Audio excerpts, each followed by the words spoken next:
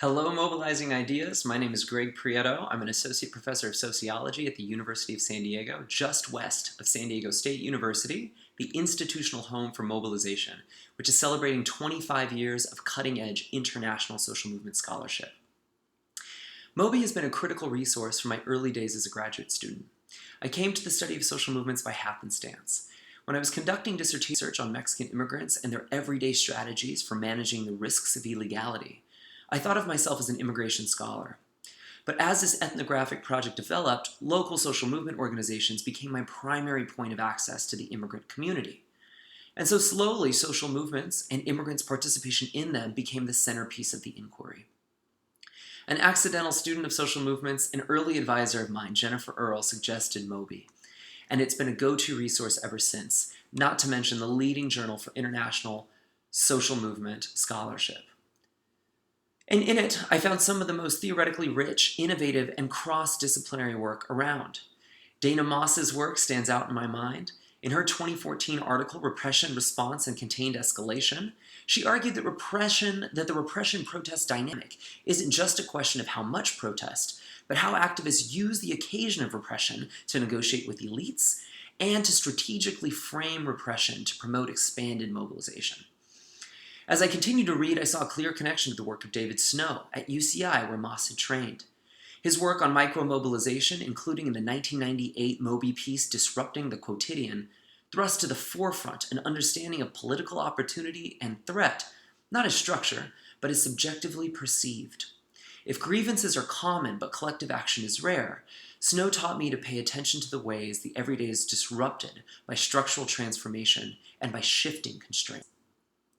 To a budding ethnographer fixated on the meanings people make of their circumstances, this notion of a social movement as built out of everyday disruption, of threat as a matter of perception as much as structure, of political opportunity, a matter of interaction and not just institutional weakness. These insights informed my project and the way we study movements more generally. At the start of my work, I could not have imagined that the local organizing that I was studying was the stuff of social movement scholarship, which I naively thought of as enormous social processes, revolution, state failure, the freedom struggles of the 60s, and the like. It happens instead in the everyday.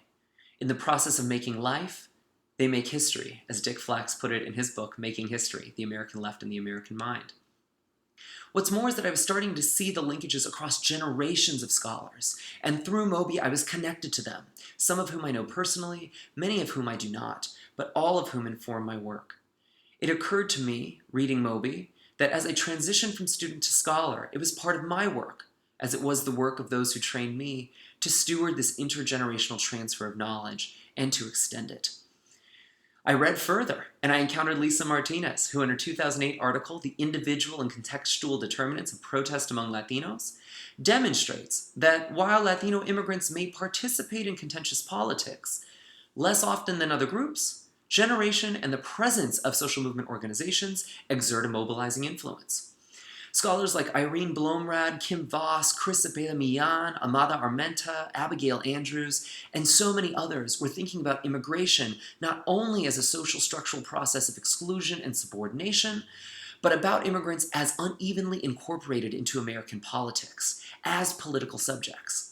Their work introduced new cases on the social movements of the marginalized to the social movements literature, and they brought a renewed focus on contestation and agency to the immigration literature.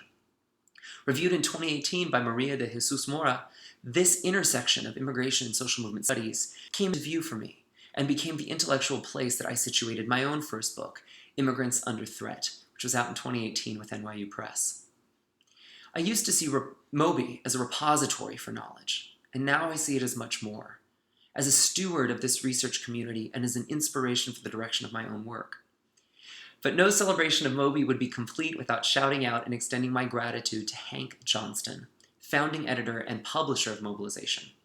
More recently, Hank has hosted an annual springtime conference at SDSU where some of the biggest names in the field deliver their work and offer feedback to the very many graduate students and early career scholars that the conference attracts. Having participated in the conference, I've always been deeply grateful to Hank for welcoming me in, providing a venue to get my own work out there, and creating opportunities for collaboration.